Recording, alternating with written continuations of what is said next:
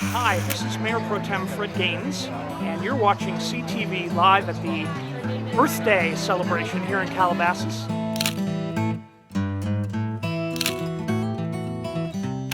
Hi again, everybody. I'm John Losing, and welcome to the program.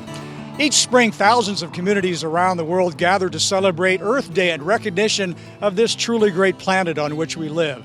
And if it's April, then it's time for the Calabasas Earth Day celebration here at Las Virgenes Creek on Agoura Road.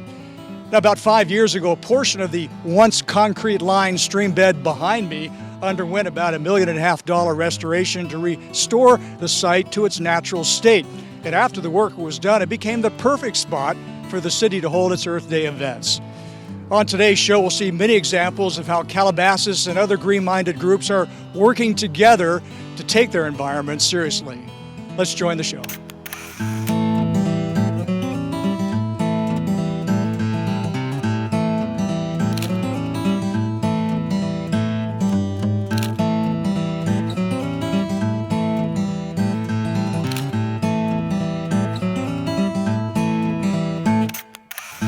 Well, we're joined by Alex Ferrasanti, Environmental Services Coordinator for the City of Calabasas. Alex, the Earth Day celebration in Calabasas used to be held at Headwaters Corner. Now it's here, and it's here for a very special reason because this whole area was rehabilitated, restored to its natural state, and it just made good sense to bring the event here, didn't it? Exactly. We thought that this is the best place to hold the event so that people can see what we have done here, how their taxpayers' money has been spent to restore a dirt lot into a creekside park that everybody can come and enjoy. They can even walk down the creek and enjoy the creek, something that was not available before because it was just a concrete channel. Now it's a park, it's beautiful, and we love people come here and enjoy it. Well, here we are in April, and after the rains have fallen, the creek's running rapidly. There was a time when there was a lot of concrete down there. There wasn't even water, not to mention no trees or bushes and so forth. So it's totally different now. It's back to nature, isn't it? Yes, it's almost 5 years. We started with willows that were only 3 feet high. Now we can see them that they are over 20 feet high. We keep trimming them because they're getting too big now. And we have to come back here and maintain them and maintain this area. And it looks very good. And it's all natural. People that haven't seen the pictures, they can't believe that it used to be a concrete channel here before. Well, tell us about the festival. How many vendors are here? What kind of folks have come, and who are we seeing today? Well, we have about 50 sponsors here, and they are from either non-profit organizations, government agencies, and companies that provide green services and products. And we want them to make contact with their clientele and have an opportunity to introduce themselves. Most of them are local businesses that have participated in this event. Can you talk about the progress Calabasas has made with the plastic bag ordinance, how that's going, and how the community has embraced it? The bag ban was started on July 1st, and the second phase started on January 1st for smaller stores. So far, we have had a great success in this program, and everybody is happy. Of course, some people complain, and that's quite normal. But stores are reporting that they are doing very well, and they don't have any problem with the new ordinance. Do you see more and more cities in California following this example? Is this something that we're going to see a lot of down the road, just eliminating plastic bags? That's what the goal is. And after the City of Calabasas banned plastic bag, over 10 other cities in California have banned plastic bag, and a few others are joining in. We are hoping that the City of Los Angeles will join in very soon, and that will make a big difference. That will change the balance throughout California in favor of plastic bag ban. And finally, let's look ahead to the next 12 months, the rest of this year anyway. Environmentally, what's in store for your team? Do you have any projects you're working on? Cleanups, rehabilitations, anything going on you can tell us about? We do. We have 2 grants that were approved. We are still waiting for the grant documents to get to us. One is to place screens on all catch basin storm drains on the Malibu Creek side of the city.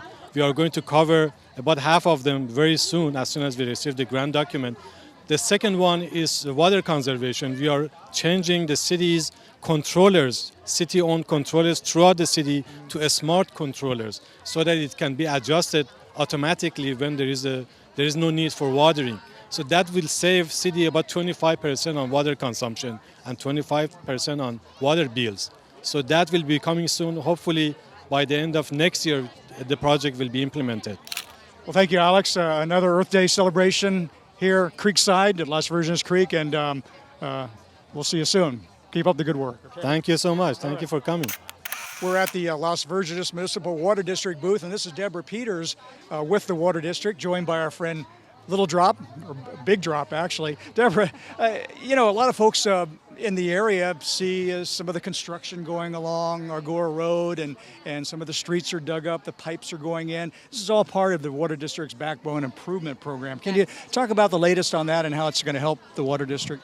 Well, what that's going to do is it's actually going to help improve the supply on both sides of the district. That's one of the problems that we're having. So it allows us to make sure water can go from the east to the west and the west to the east, and it's meeting up at Cornell Pump Station. The infrastructure is 50 years old. The Water District is a little over 50 years old now, and things are starting to happen. So we have to make sure that we are keeping the system new and up to date. Well, it's appropriate that you're here because Earth Day is about water and water conservation.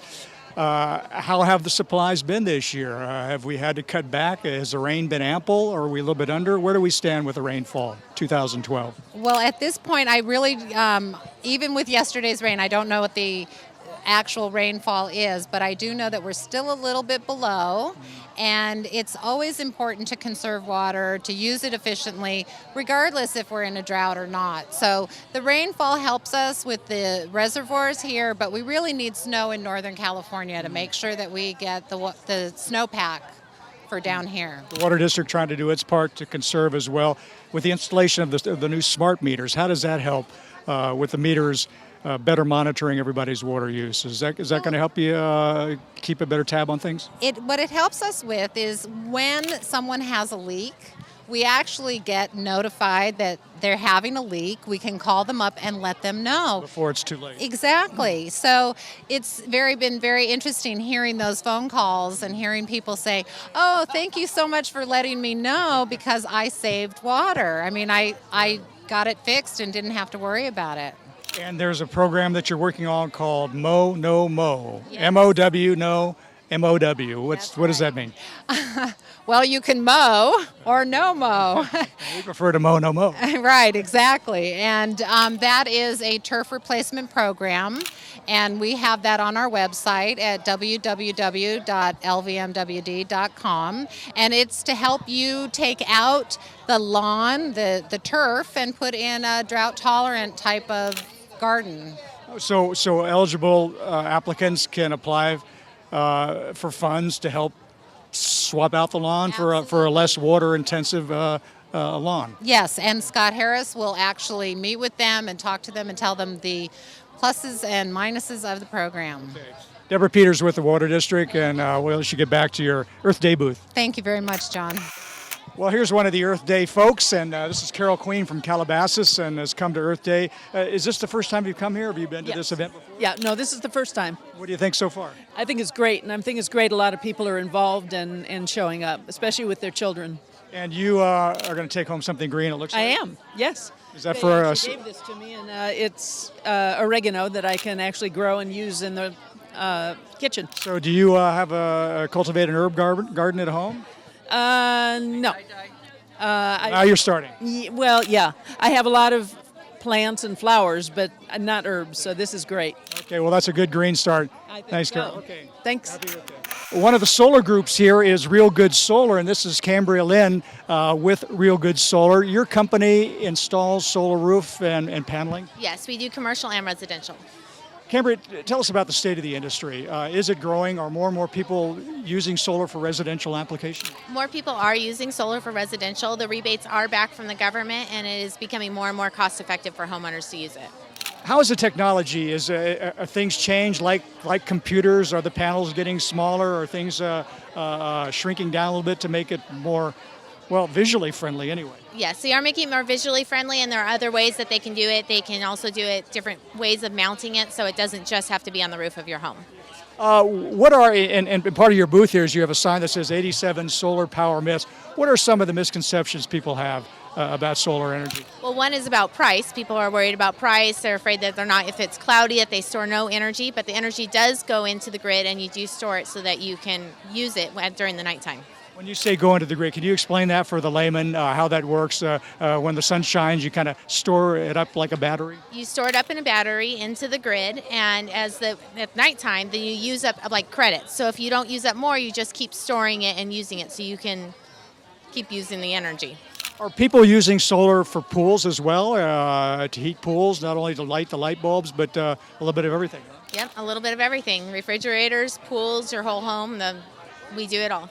All right, well, keep at it, and we'll look for more of those panels on the rooftops as time goes on. Thanks, Cambria. Okay, thank you so much. Well, this is the Resource Conservation District booth at Earth Day, and this is Jenna Krug, a biologist, marine biologist, or land, sea, conservation biologist. Well, what is the Resource Conservation District, and what do you folks do? We're exactly what it says, resource conservation. We're a local district agency. Our office is in Agoura Hills, but we work all throughout the Santa Monica Mountains, doing research, restoration, and monitoring of wildlife populations, as well as education programs with local school districts. And you're currently working on a project involving the steelhead trout in the local streams, and there's not many of them left, are there? Correct, yeah. So they are an endangered species here in Southern California, and we've been monitoring their population in Topanga Creek for over 10 years now, and in Malibu Creek for about 6 years. What is the state of the Malibu watershed? Have things stabilized? I know there was a long time where, and there always is concern about the water quality and so forth. Where do we stand now? Are you folks comfortable with the future of our Malibu Creek watershed? It's hard to say. Since I mostly study fish, I can speak for the fish, and I would say that there's a bit of work that still needs to be done. Especially in Malibu Creek specifically, there are several barriers that need to be removed for fish passage, and water quality should be continued to be monitored. It takes a lot of proactivity, and I guess that's one of the reasons why we're here today. This portion of the creek was clogged up and unpassable for the fish and so forth, and it certainly has changed, hasn't it? Yeah, it looks beautiful. All right, well, You did a really great job. yeah. What kind of questions now when folks come to your booth, the Conservation District booth? They're looking at the animals and the shells and so forth. And what are the kids asking? What do they want to know? Yeah. Well, I just brought some shells from our outdoor education programs that we have down at Malibu Lagoon and Topanga State Park. And How's the lagoon doing? It's when it rains, it's looking good, but when it doesn't rain, it gets a little backed up, a little clogged up. it does. I'm sure you know about the controversy with the lagoon restoration. Well, is the restoration, quote unquote, going to proceed, or where do things stand with that? That's a good question. We're all wait and see right now, so. Well, I think we'll find out probably a week or so before it's supposed to go. Well, it's a valuable part of the ecology and a valuable part of the history of the lagoon down there. So I hope whatever outcome there is, it'll be for the best. Jenna Krug with the Resource Conservation District, thanks for being our guest, and good luck in the future. Thanks a lot. Well, this is Lynn Tracy. She's chair of the city's Environmental Commission. And Lynn, this is a good day for you and your folks. It's Earth Day, environmental awareness. Talk about the first few months this year and your commission, some of the topics and some of the issues you've been dealing with.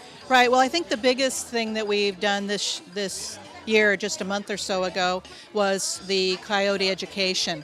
And we had a community workshop where we had a number of organizations come and speak to the community about the coyotes and trying to educate the public about them so that we can cohabitate with the coyotes. And there was an ordinance change to better deal with those coyotes who are a little bit more brave than others and maybe more threatening. Talk about that and how that was adjusted.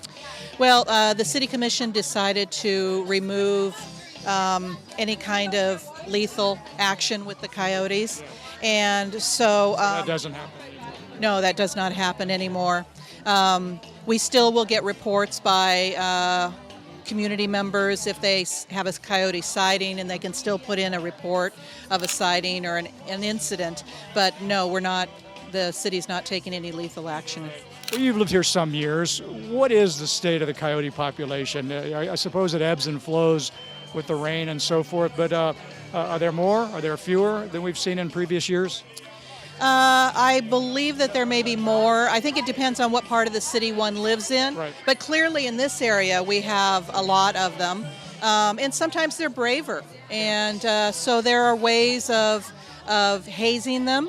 And there's lots of materials that the commission has and the city has to help with how to go about dealing with the coyotes and being safer, not approaching them, not feeding them, putting your bins away after your trash has been picked up, not leaving out food, not leaving out animal food like your dog food, your cat food to keep. A lot of common sense things that people overlook. Exactly. Well, your commission also was very involved at the forefront of the plastic bag ordinance, which is now in place and operating. In retrospect, how has it worked out? How are people accepting it? I think it's worked out pretty well. There are some people that are not happy with it, but I think that's always going to be true. And at the end of the day, most of the community are happy with it. I had a lady come by the table today, and she's in Woodland Hills, and she praised us for being proactive about that and how much she still shops at the stores in Calabasas intentionally because we have this no plastic bag ordinance. People will get used to it, and it can only help down the road. Yes, absolutely. Keeping these plastic bags out of the creek and out of the water. Yeah, and it's been a very windy winter, and I've noticed when you get out and hike and the wind blows, they really do. They catch on the trees and they snag in the bushes. So hopefully this will help. I hope so. And no meeting for your folks until September. Until September. September's our next meeting, yes. Lynn Tracy with the Calabasas Environmental Commission. Well, if you're landscaping or you have a big blank spot in your yard, you can always come by the Environmental Commission booth and grab one of these coastal oaks planted in your yard. It's going to take you a while to get the real thing, the big thing. But this is a native California oak, maybe a few feet a year. They'll grow eventually, but these are being handed out to the folks to plant them in their yards and on their property. It's a good idea. This is Rachel Harrison with Salon Nouveau in Calabasas in the new Summit Shopping Center. And the Summit Shopping Center is actually an eco-friendly shopping center, the way they built it, the materials they use. Absolutely. Everything from our lighting to our faucets all had to be eco-friendly. And what are you folks doing with your bottles that are going to help the environment? You've got something going on. Exactly. What we have is the first of its kind. It's a fill station, a refill station, where you bring in any bottle from any manufacturing company, dry, clean, and have an ounce on it, and you can refill it for salon quality product, paying per ounce and saving a bottle out of the landfill. Okay, so we bring in an old bottle, doesn't matter who made it, and they will refill it with your products. Exactly. And paying just for the product and not the packaging. Exactly. We charge $2.50 per ounce. If you bought an 8-ounce bottle at our salon, it would cost $26. So if you bought an 8-ounce bottle from your own house, instead of throwing it away, cleaned it out, brought it to us, you would only pay $20 for salon quality product. Okay, and this is underway right now? Yes, it is. First of its kind Salon Nouveau. All right, thank you, Rachel. Thank you. We're joined by Senator Fran Pavley of the 23rd Assembly District, which includes Calabasas, and always here for Earth Day because I know the environment is very important to you, Fran. Talk about some of the legislation in Sacramento over the past few years and how it has helped. And I guess the corollary to that would be, are there definite payoffs, or has it just made it tougher and more expensive for businesses to do business in this state? The trade-off, and how has it worked out? Well, actually, protecting the environment has a lot of benefits to businesses. For example, just coming up on June 9th will be the opening of the new Visitor Center for the National Parks and State Parks and Conservancy collaborating together. It'll be right there at Mulholland and Malibu Canyon Road. And the head of the Chamber of Commerce, Bridget Carl, just talked to me about it yesterday. I had a small business sort of meeting in my Calabasas district office. They can't wait till it opens because they're going to connect the opening of that and the new visitors that'll come through this area with a way to sort of promote some of the local businesses, especially traveler serving businesses, restaurants or hotels and things like that. So we're very excited about So that. green legislation brings green jobs, and that's good for the economy. We're seeing an amazing amount of interest in green jobs. Grants come for research and development, all in the San Fernando Valley, Calabasas, or Ventura County areas. Consistently, we're seeing an acceleration of green jobs. My Small Business Owner of the Year is a woman who owns Ultra Glass in Chatsworth, not in Calabasas, but in Chatsworth. She has many employees. She's using a lot of recycled glass. Smart, saves energy, saving money, and she's a great entrepreneur. And I have to share with you one really exciting success story. About 2 weeks ago, I had dinner with a group of clean tech companies, and one is called Bloom Energy. You might not have heard them. They do a lot with fuel cells. And they said if it wasn't for California's legislation, we wouldn't be here. They moved here. In 2002, we had 8 employees. Today, we have 1,200 employees. Because there's a market here. There is a market here because of policies that we set, and we're seeing an explosion of applications for developing solar and geothermal facilities. It's not the solution to the recession that's still going on, but it's a bit of bright news as we move forward together, hopefully towards a better future here in California. Well, we're at Earth Day celebration, and Calabasas puts it on every year. What is it about the city that allows it to take the lead environmentally in this region? It seems like all the time. Is it the government? Is it the citizens? What is it about Calabasas? Well, Calabasas does an amazing job. Not too many cities have a commission. They environmental commission. They involve their students in a variety of applications. They are very savvy when it comes to applying for grants. For example, the creek right down below us, that was a restoration project that cleans up the stormwater runoff, provides, an environmental asset not only for animals but for people as well. They led the way on banning plastic bags. Malibu, Santa Monica's followed their directions. So it's been a tremendous city, and Calabasas, along with the state and Zev Yaroslavsky in the county, sort of led the efforts to save Amundsen Ranch as well as Soka or King Gillette Ranch. And so here we are, just blessed to be surrounded by this ring of open space, which is quite a legacy to leave for future generations. So now I think when people move here, they move here because of the good schools, but they also love this environment. Love the place the way it is. Well, let's talk about matters in Sacramento, the budget especially. The governor has his proposal. There's also for raising taxes, increasing revenue, and there's some rival groups that are working as well. Where do you fall in that? Who's going to prevail in terms of some solution to raise revenues this November? Well, it's been difficult the last few years. We dropped with the recession and the meltdown in Wall Street, about $30 billion a year. That's really hurt our schools, and you can see it even in Las Virgenes, or if you have a kid going to college, they're paying double what they did in 2007 to go to UCLA or Cal State Northridge. So accessibility and educating students is incredibly important for the well-being of the state and the economy and growth. So unfortunately, we're going to have to do another round of cuts, not as extensive as before, but still added on to it by the June 15th deadline. And you're right, the governor has an initiative on the November ballot that will ask the voters to consider raising the income or tax level on individuals that earn over $250,000 or couples more than $500,000, and a quarter-cent increase in the sales tax. It'll be for a limited period of time, about 5 years, if I remember correctly, so that we get out of this recession and don't sacrifice this next generation of students, because half of all the money we spend in our general fund goes to education. Do some of the other proposals to raise taxes, will they cancel each other out and make it harder for one to prevail, or what's happening there? Well, there's 3 proposals. 2 of the 3 have now consolidated together. And so there was some compromise on both sides, and so that's a good thing. there's still one additional measure out there by Molly Munger is her name, and we'll be speaking to her, and she hasn't turned in her signatures yet. I am concerned if there's too many tax measures on the ballot, they'll all cancel each other out and turn people off. It's good to know that at least one way or the other, the revenue side and the expenditure side have been addressed. And we need to do both. We need to have some revenue increase, and we need to make additional cuts and make government as efficient as possible and keep it as local as possible. And I think people trust their local governments because it can be held more accountable. Last year's mayor and former mayor, but currently and still City Council member James Bazagian with us on Earth Day 2012. We see you out here quite frequently, James. What does Earth Day mean to you?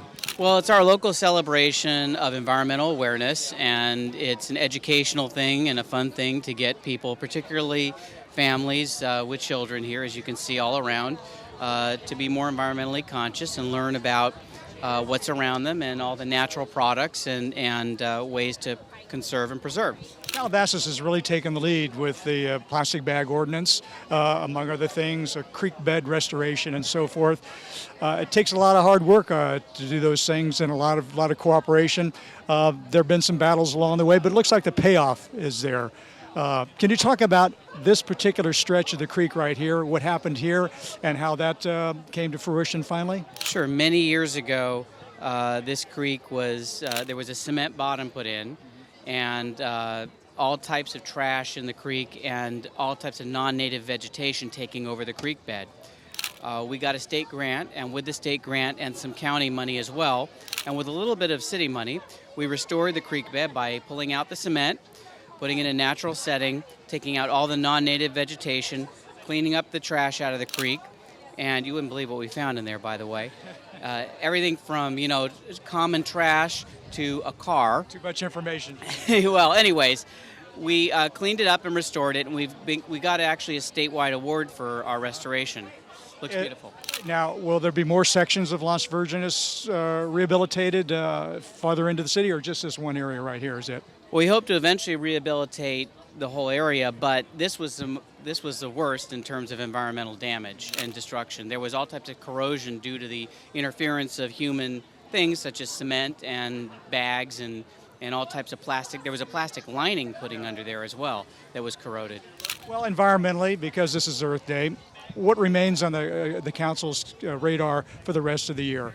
Coyotes were addressed, the plastic bag ordinance is in effect. What's coming up for the rest of the calendar year? Anything of note? I think one of the things we're exploring is, as we get new technology, is solar energy. And you can see some of the booths here involve solar energy and giving people incentives to convert to solar power to the extent they can. Also, water conservation is always a big thing in California. We've been pretty fortunate the last few winters, but we come a winter or two without proper rain, and we're going to be back where we were before with drought. Well, let's hope not. And at least this winter we've gotten by a little luckily with the rain. Yes. James, thank you, and keep up the good work, and Thanks, John. Have fun today. More than 50 agencies, companies, and nonprofit organizations are sponsors of this year's Calabasas Earth Day Festival. The event focusing on energy conservation, sustainable living, and eco-friendly products and services. Participating groups were set up all along the Las Virgenes Creek Restoration site, where they manned a variety of informational and interactive booths. Well, every day is Earth Day, it seems, because now more than ever, the citizens of the world are taking their environment seriously. But you don't have to wait until Earth Day to turn down the lights and use less water and use less electricity. There are many ways to conserve resources and many ways to help the planet. So be a good neighbor. Let every day be Earth Day and help make this world a better place in which to live. I'm John Losing. Thanks for watching. We'll see you next time.